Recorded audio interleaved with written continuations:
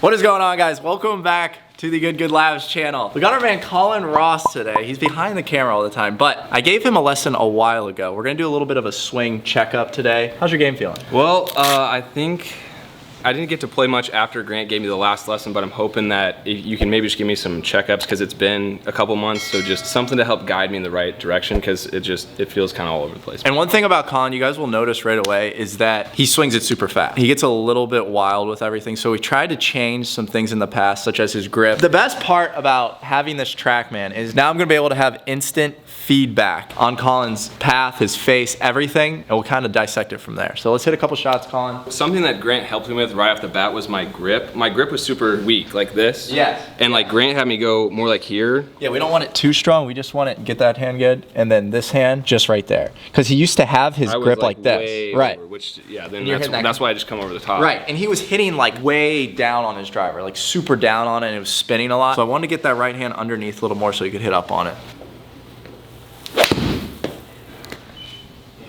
Wow, that was good. So you guys will see right now, if you go look at this one right here, this is the main one I'm gonna be looking at today. And this is club path. If it has a negative sign there, which he's negative 0.4, so he was slightly out to in. If it's in the positive, if it's like 1 or 2, that means he was in to out. So ideally, I'd like to see Colin 1 to 2 degrees in to out. So we need to get this to like 1 or 2, Colin. What's the ideal spin rate for a 7-iron, would you say? I mean, 7,000 is good. I was in here the other day with one of our club manufacturers, and he said he likes to see right around 7,000, like 65s to 7. It's kind of in that general area. When you hit it really solid, that's the spin rate. I feel like something also I struggle with is compressing my irons better. Like, I don't know, I kind of like chop at it. Right. And that was a lot to do with before with this right hand. It used to break down like this because the only way you could square the face up, if your right hand's this weak, the only way you can square it up is if you get active with this right arm to square it up. When you have it underneath like this, you can kind of turn your left wrist down and keep this right arm underneath. But if you have this right hand like this, you have to come and kind of chop at it. That's where that chopping comes from. Let's just keep really working on that right hand grip.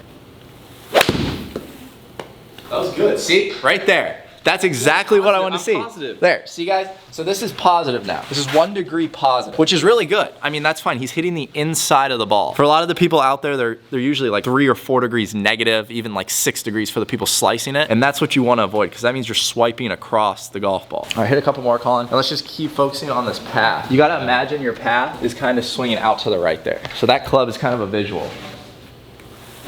Oh. It's okay. Let's get that path up. Look. 2 degrees. Okay. That's fine. It obviously felt uncomfortable. That's the thing. When he's swinging in to out now, because he used to come a little bit over the top, when he's swinging slightly in to out, he's kind of like uncomfortable. You let go of the club there, he doesn't know what he's doing because it's a different release pattern. That felt better. There you go. Yeah, ball speed.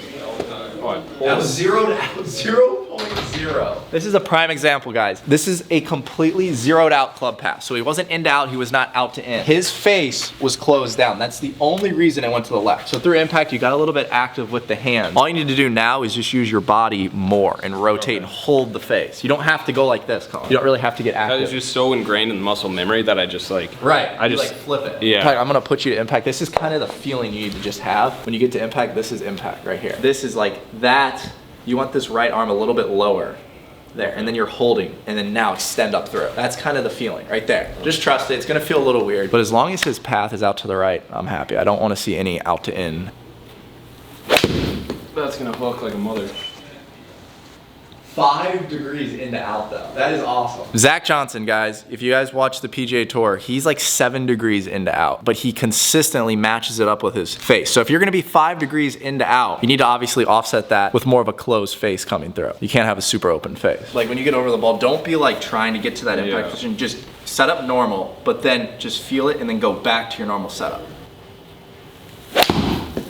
There you go. See how close those two numbers are? Right there. 4 degrees into out, 4 degrees close. So that kind of offset each other. Really, really solid right there. And that's in to out. That's all I care about, honestly, with everybody. There's not really a touring pro out there that has a negative club path. No matter if they're hitting a fade or anything, they're still actually hitting the inside of the golf ball, which is actually really interesting because growing up, I was thinking when you hit a fade, you have to come out to in. But these touring pros, they still hit the inside of the golf ball. which is crazy. I would say like Bubba Watson might, if you guys get him out here and he's hitting one of his huge slices, he's probably hitting the outside. But for the majority, like Dustin Johnson, who hits a butter fade all the time, he's still in to out. We got it with the irons now. We're good with the club path. Now with the driver, we're gonna really focus on attack angle. So we want that to be positive as well. We don't wanna be hitting down on the driver. Do I yank that so hard? There you go. Okay, attack angle's good. Okay, this is the thing right here. We got a 4.6 attack angle. So he's hitting up on the ball, which is good. His club path is out to in 2 degrees. And that's all to do with the right arm. You get a little bit wild on your driver. You like to come a little bit more over the top. We still gotta treat this like an iron shot, just like we're doing with the 7-iron. All right, that actually makes sense. What's like something practical I can do to like feel that more? Your setup's good. Now what I wanna see, right, we want to get this shoulder a little bit lower and let this arm hang down. There we go. And now you can grip it. You can grip it, like put your hand over top, but just set up. Feel like that's a little bit lower. Okay. So we want to get that path ideally working out to the right more. That's okay. Obviously got really active with the hands. We are 7 degrees close with the face, but his path was almost zeroed out. So we're making improvements. What's crazy about Colin though is he's recording like 170 ball speed, just like swinging normal. And that's tour average. How do I get less? That just means less flip? Right, exactly. Okay. I want you to feel almost an extension through the ball out to the right. So like there, exactly. Feel that out to the right more. There. Because for some reason, it's really weird. With the driver, he wants to come out to in. With his irons, he's 4 degrees in to out. So only with the driver does he really come out to in. That's not better. That was really good. There we go. That's better. There we go. That was the best one, Colin. You got to repeat that. What did you feel there? That's what I want to know. I mean, I just felt more like I was locking off, not flipping through. Right. Because I feel like I've always tried to hit it so hard. So like I feel like you do create power obviously when you flip, but I just need to like keep it locked off and just let it extend a little bit. Yeah. With Colin, I'm not doing like a whole makeover from basics. It's kind of, I'm letting Colin just kind of figure it out. That's the thing, because he's an athlete. Good. Oh, you can be one of the best golfers in Good, actually. No, his swing and his move is unreal, is it not, Grant? His natural talent is golf swing. He has some of the most insane natural power, and he does not use his lower body a ton. So it's like straight upper body with Colin. Colin's gonna hit a couple more, but I'm really happy with this because I didn't even have to change much. Just kind of a setup thing with him. Yeah. The second Colin tries to swing hard, like he likes to do, look at the path. That is 6 degrees out to in, almost 7 degrees out to in. How do I swing hard but You gotta not pressurize into the ground. You're not loaded, you're all upper body. So when you turn back, right, we gotta turn deeper into this hip right here. turn like this? Does this turn out here? Because No, you wanna keep the weight inside here. So the weight stays inside this foot, but you turn like this. I like the changes Colin's made, but when he swings hard, obviously he likes to come out to in. So we gotta just swing easy now. Let's end on a good one. Let's swing out to the right, extend your arm.